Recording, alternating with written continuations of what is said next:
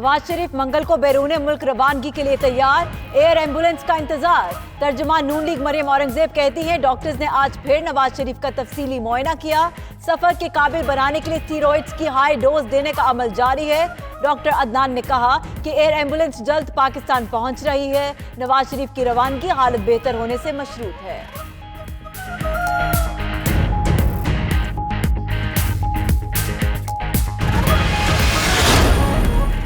Lahore high court کے فیصلے سے کسی کی ہار یا جیت نہیں ہوئی۔ گورنر پنجاب چودھری سرور کا کہہ رہا ہے نواز شریف کو بہترین علاج کی سہولتیں فراہم کی، حکومت نے انسانی ہمدردی کی بنا پر باہر جانے کی اجازت دی ہے۔ اتحادیوں کے گلے شکوے ہوتے رہتے ہیں، اتحاد کو کوئی خطرہ نہیں۔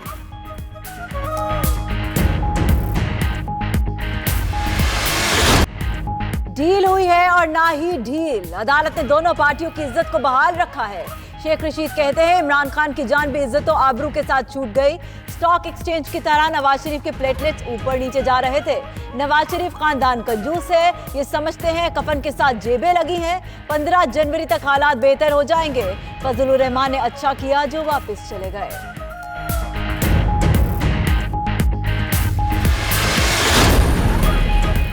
اب نہ امپائر کی انگلی نہ جعلی تبدیلی، صرف عوام کی مرضی چلے گی۔ بلاول بھٹو کا ٹویٹ لکھا، ان کا سوال بدستور اپنی جگہ موجود ہے کہ کیا آپ کو تبدیلی پسند آئی؟ چیئرمین پیپلز پارٹی نے ٹویٹر پیغام میں گیم اوور سلیکٹڈ کا ہیش ٹیگ بھی استعمال کیا۔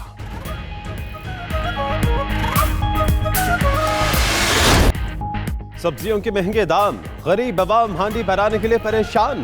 ایران سے درآمد کے باوجود ٹماٹر کی قیمتیں کم نہ ہو سکی، ٹماٹر کہیں 250 تو کہیں 300 روپے فی کلو فروخت۔ لہسن، ادرک، شملہ مرچ کی ٹرپل سینچری، پیاز بھی شہریوں کے آنسو نکلوانے لگا۔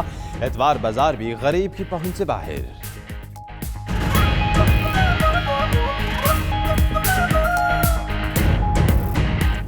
100 سے کم کوئی بھی سبزی نہیں مل رہی ہے اس ٹائم، 300 روپے کلو ٹماٹر، عوام کہاں جائے؟ غریب کہاں جائے؟ غریب مر رہا ہے، پریشان حال ہم۔ جتنے پیسے لے کے آتے ہیں نا، وہ ابھی سامان آدھا نہیں لے چکے ہوتے، پہلے وہ ختم ہو جاتے ہیں۔ بلوچستان کے حلقہ NA-259 کے 29 پولنگ سٹیشنز پر انتخاب، پولنگ جاری۔ 47,000 سے زائد ووٹرز حق رائے دہی استعمال کر رہے ہیں۔ نشست پر شاہ زین بگٹی کامیاب ہوئے تھے۔ آزاد امیدوار طارق اعتران کی چیلنج کرنے پر الیکشن کمیشن نے 29 پولنگ سٹیشنز پر دوبارہ پولنگ کا حکم دیا تھا۔ فرانس میں شدید برفانی طوفان نے نظام زندگی مفلوج کر ڈالا، مختلف علاقوں میں 15 سینٹی میٹر تک برف پڑ چکی ہے، 3 لاکھ گھروں کو بجلی کی فراہمی معطل۔ تہران میں بھی برف باری، تعلیمی ادارے بند۔ چینی صوبے سنکیونگ تیز ہواؤں اور برف باری کی لپیٹ میں، حد نگاہ 10 میٹر سے بھی کم رہ گئی، درجنوں گاڑیاں برف میں پھنس گئیں۔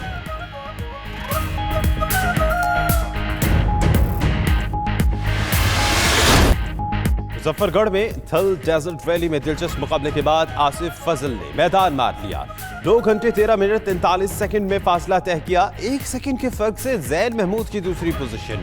نادر مکسی تیسرے نمبر پر ہیں، اسد کھوڑو گاڑی خراب ہونے پر مقابلے سے باہر ہو گئے۔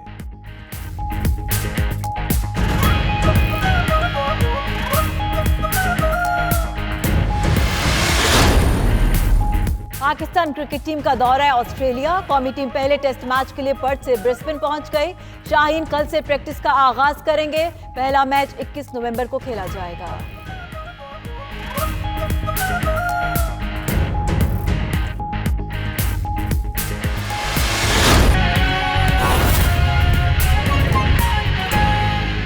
جو سلسلہ نواز شریف صاحب کی صحت کو لے کے اور ECL سے نکالے جانے کی ایک اپلیکیشن جب وزارت داخلہ کو موصول ہوئی تو حکومت پاکستان کی طرف سے امیڈیٹلی اس کے اوپر کارروائی کی گئی، کیونکہ صحت کا معاملہ تھا اور وہ ہاسپٹلائز ہوئے تھے، تو اس کو لے کے جب اس کے اوپر میڈیکل بورڈ کی ساری چیزیں ہیں وہ آپ کے سامنے آلریڈی موجود ہیں۔ میڈیکل بورڈ نے جو ان کی کرٹیکل حالت کا اور سب چیزوں کا بتایا اور باہر علاج کے جانے کی ضرورت پہ بات کی، اس کو لے کے کابینہ کی ذیلی کمیٹی نے کچھ سفارشات کابینہ کے سامنے رکھی اور پھر کابینہ نے ایک فیصلہ کیا۔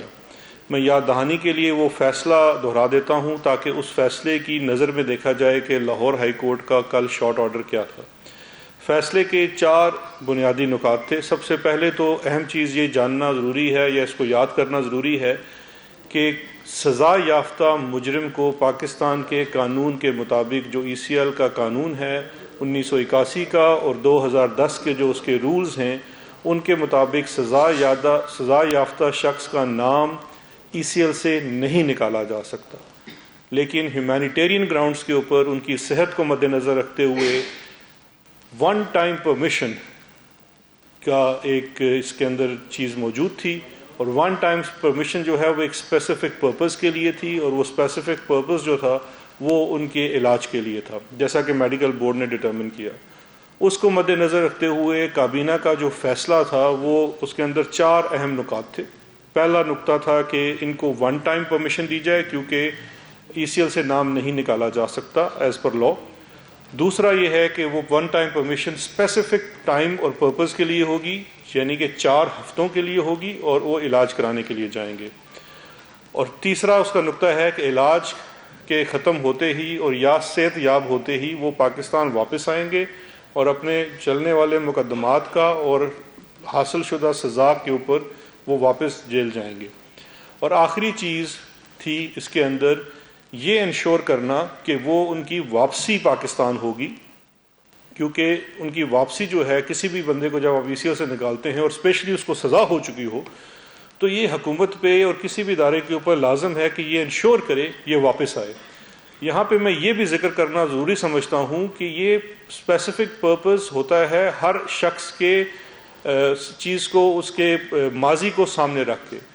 तो जब इनके माजी को सामने रखा जाता है तो मुझे ज़्यादा चीज़ें दोहराने की ज़रूरत नहीं है।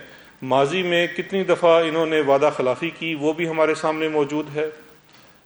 सुप्रीम कोर्ट ऑफ पाकिस्तान से ये सादिक और अमीन नहीं है का सर्टिफिकेट भी ले चुके हैं। इनके 2 साहबजादे मफरूर हैं, एक इनके समदी मफरूर हैं जिनके बारे में आप अक्सर मुझसे पूछते हैं। इसके अलावा इनके भाई के दामाद भी मफरूर हैं, भतीजा एक मफरूर है। ये तमाम प्रोक्लेम्ड ऑफेंडर हैं। देखिए, जब एक तरफ आप ये बात करते हैं कि 3 दफ़ा के वज़ीर आज़म, तो एक आप अहम नुक्ता भूल जाते हैं, ये वाले नुकात कि आपको supreme court of Pakistan certify कर चुकी है कि आप सादिक और अमीन नहीं हैं। माजी की आपकी जो डीलें हैं, जिसके ऊपर एक एफिडेविट के ऊपर साइन करके जाना और फिर कम मुद्दत पे वापस आ जाना, बैरूनी मुल्कों के लोगों का आके शिकायत करना कि वादा खिलाफ़ी की, वो सब हमारे सामने मौजूद है। और अदालतों का जितना आप एहतराम करते हैं वो भी हमारे सामने मौजूद है। इन सब चीज़ों को कतई नज़र करके ह्यूमैनिटेरियन ग्राउंड्स के ऊपर काबीना ने फैसला किया कि आपको वन टाइम परमिशन दी जाएगी, लेकिन इंडेमनिटी की शर्त इसलिए रखी गई क्योंकि इंडेमनिटी बड़ी ज़रूरी थी आपके माजी की चीज़ों को सामने रखते हुए। और उसके अंदर जो रकम का तयन किया गया वो उन 2 रेफरेंसेस की बुनियाद पे किया गया जहाँ पे सज़ा हो चुकी है, और वो रकम फ़ाइन की है जो अदालतों ने आपके ऊपर लागू की है, हुकूमत ने नहीं की। तो उसको बुनियाद बना के वो इंडेमनिटी का किया गया। उसके बाद लाहौर हाई कोर्ट का डिसीजन आपके सामने है, आपने देख लिया है, शॉर्ट ऑर्डर है। हमारा ये मानना है, और इसके ऊपर अटॉर्नी जनरल साहब तफसील से बात करेंगे, कि लाहौर हाई कोर्ट ने जो काबीना के फैसले की स्पिरिट है, जो उसकी रूह है, जो उस फैसले का मेन इशू था कि वन टाइम परमिशन काबीना ने आपको दी है, उसको उन्होंने विथहोल्ड किया है, बिल्कुल उसको बरकरार रखा है। दूसरा 4 हफ्तों का जो मामला है उसको भी बरकरार रखा है। इलाज के लिए जाना है और इलाज करवा के वापस आना है, उसको भी बरकरार रखा है। इंडेमनिटी बॉन्ड की जगह उन्होंने अंडरटेकिंग रख दी है, जिसमें से इंडेमनिटी बॉन्ड वाले पोर्शन के ऊपर, और वो बड़ा एक कानूनी नुक्ता है जिसके ऊपर अटॉर्नी जनरल साहब हमारी रहनुमाई फरमाएंगे, लेकिन मैं एक मुख्तसरन और आम ज़ुबान में बयान कर देता हूँ कि इंडेमनिटी बॉन्ड के ऊपर उन्होंने उसको सस्पेंड किया, रिजेक्ट नहीं किया, और उसकी जगह अंडरटेकिंग ली। अब यहाँ पे अंडरटेकिंग को समझना इसलिए बड़ा ज़रूरी है कि जो अंडरटेकिंग उनसे ली गई, पहले वफाकी काबीना के फैसले के मुताबिक इंडेमनिटी बॉन्ड एप्लीकेंट यानी कि शहबाज शरीफ साहब ने देनी थी, नवाज शरीफ साहब से कोई चीज़ नहीं मांगी गई थी।